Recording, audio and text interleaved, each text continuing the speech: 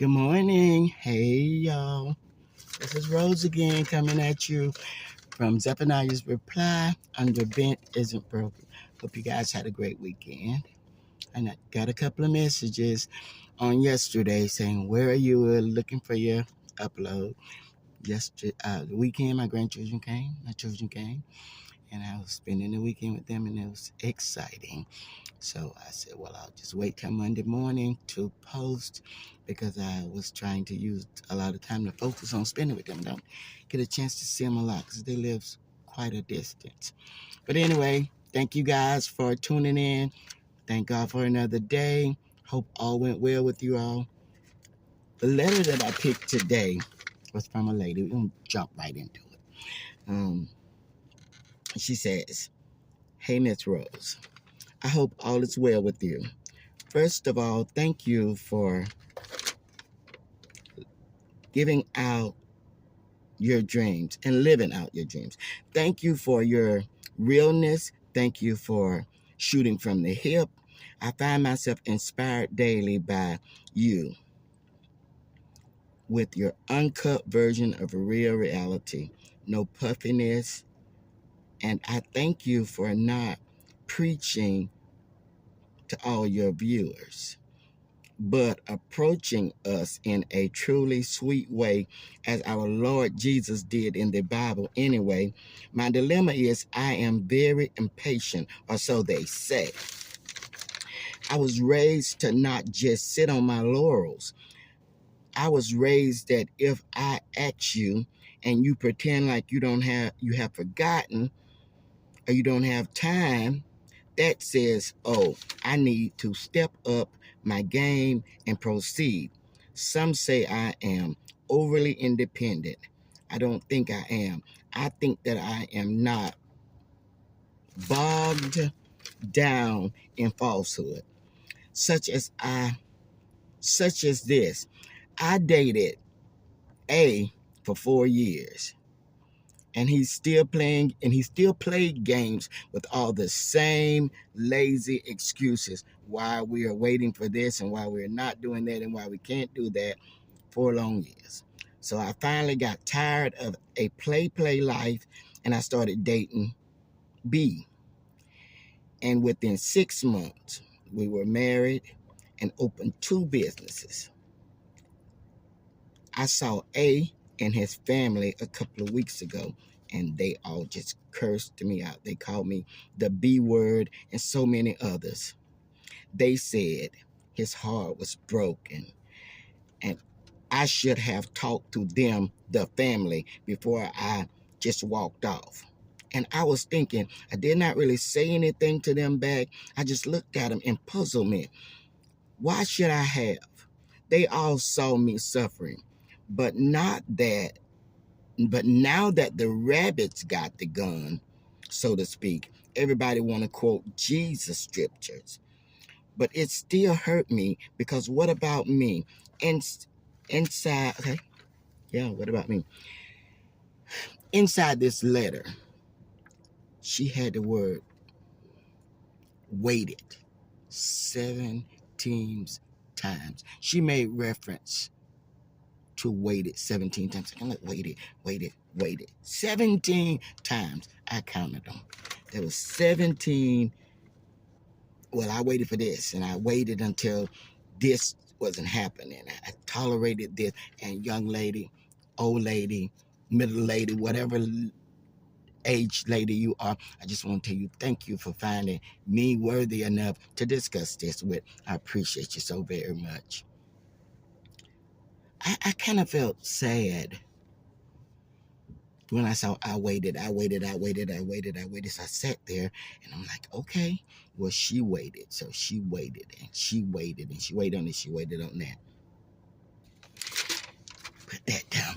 So I want to talk to y'all about that. You know, there is scriptures on waiting. You know, there's Psalm scriptures, there's all types of scriptures on waiting.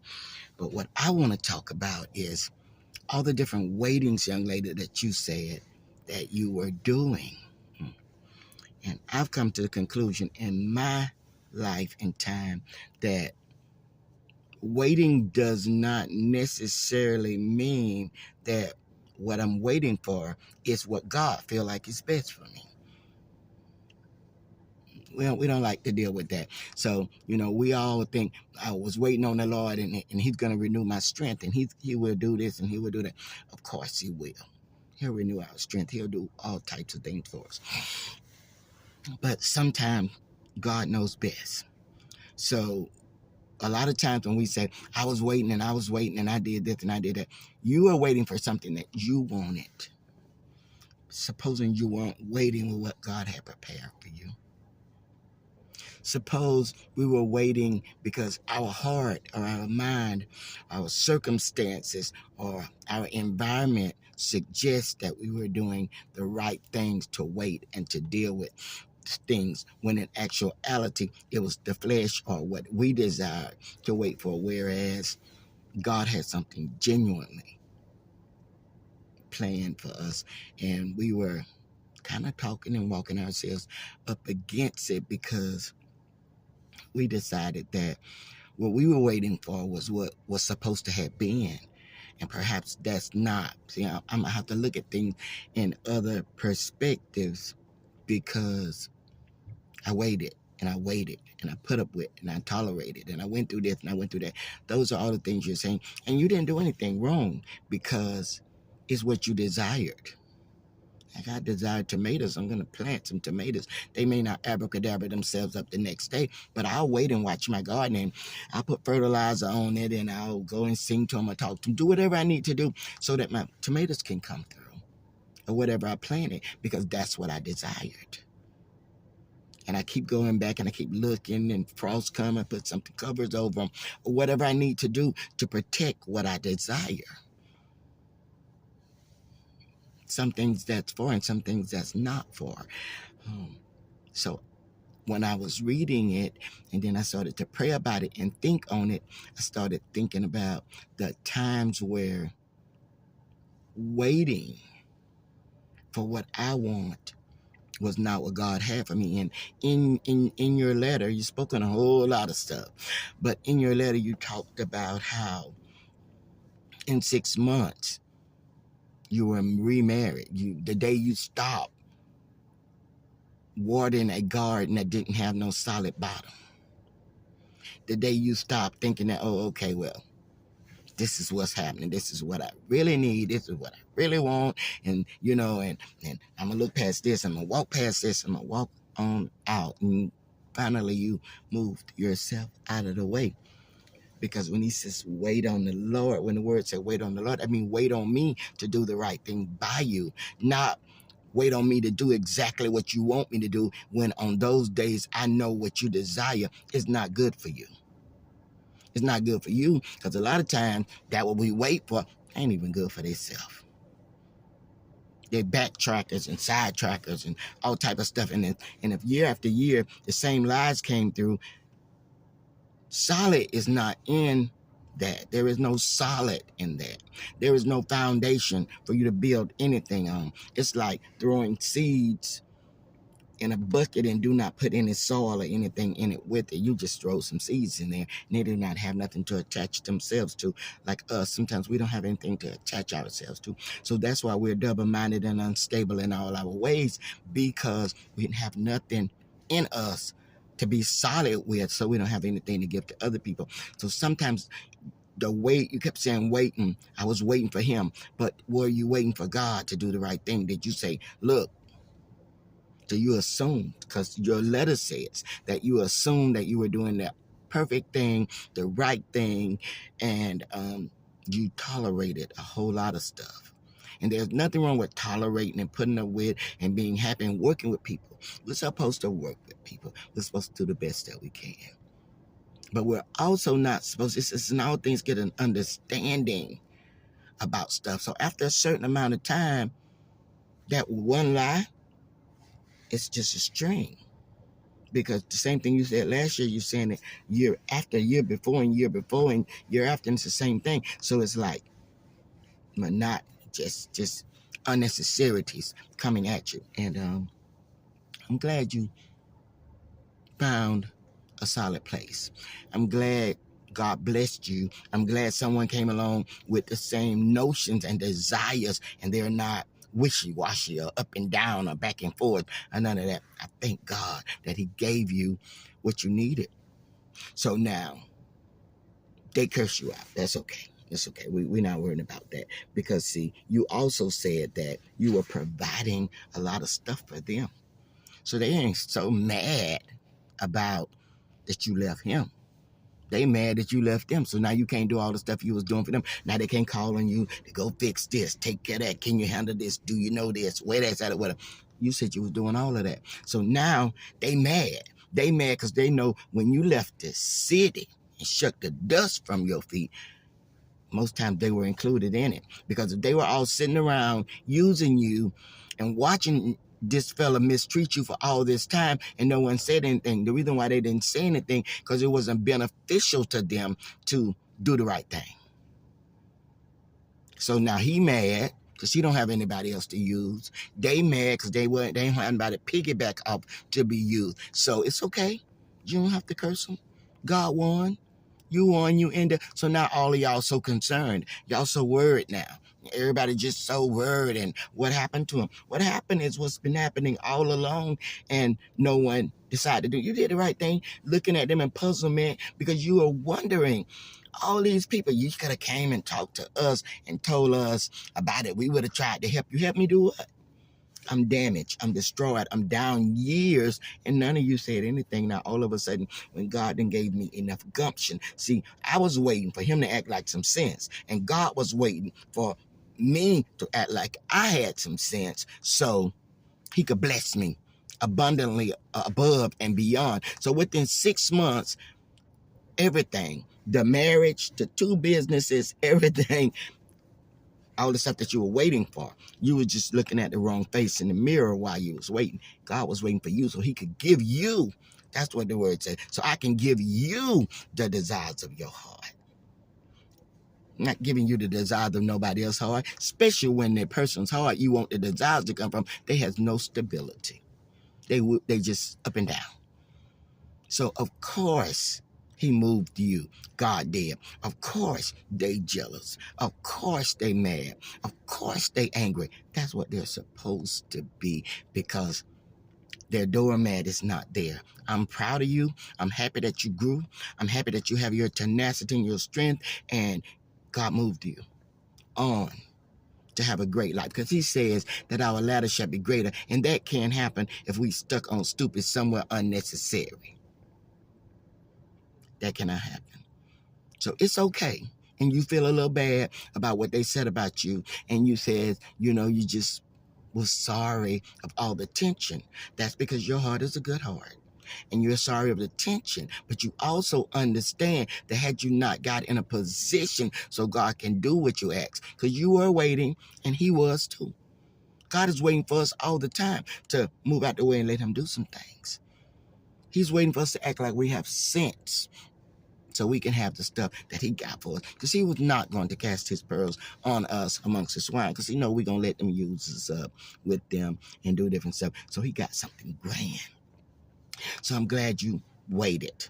I'm glad you waited. I'm glad you have something to compare it to. So in this life, with this gentleman who is stable, secure, and apparently under the blood covering of Jesus, you say he loved the Lord with everything. That's why he was able to step therein to what? See, it's a difference in saying I serve God and your life reflects something about God that's not dismantled.